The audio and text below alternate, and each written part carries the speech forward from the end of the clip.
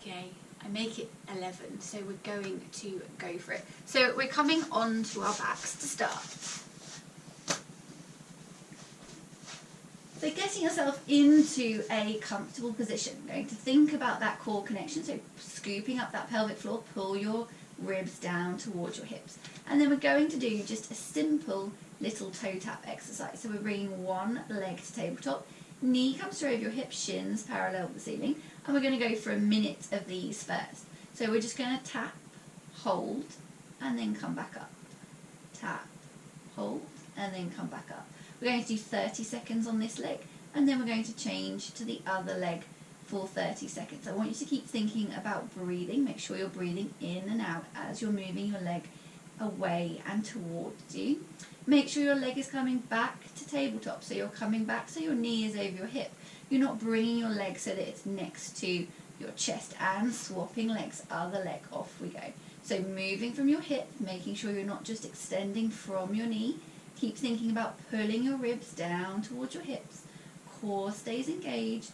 Shoulders just lightly resting on the floor. We've got 15 seconds of this exercise to go.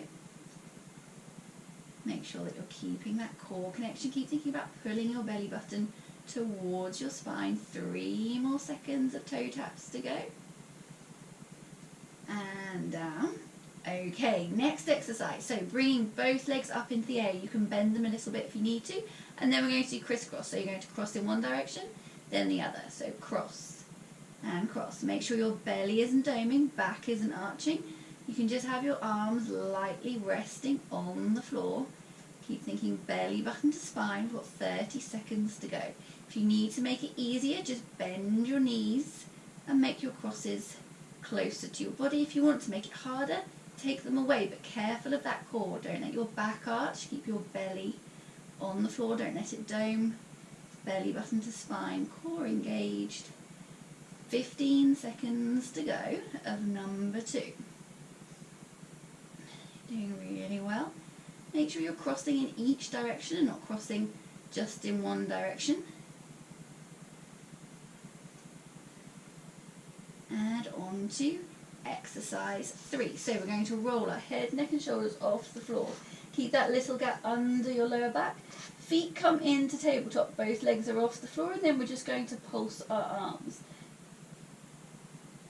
Make sure you're not pushing your back into the mat. If you want to make it harder, take one leg out. If you need to make it easier, take one leg down to the floor. So focus on making it right for you. If you want to make it even harder, you can take both legs out, but just keep hold of that rib to hip connection. Keep pulling your ribs down towards your hips. Make sure you're not putting any added pressure onto that lower back. 20 seconds to go. So remember, you can drop a leg down to the floor if you need to make it easier. And 10 seconds to go.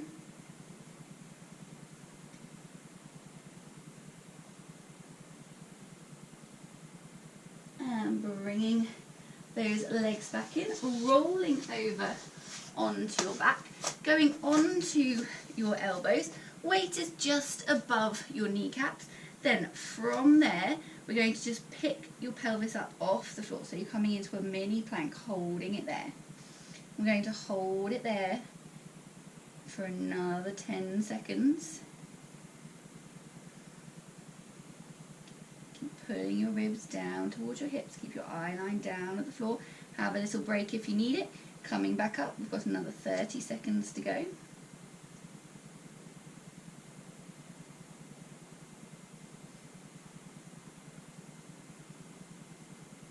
If you need a little break, just come back to the floor, holding that plank. Keep pulling your ribs down towards your hips.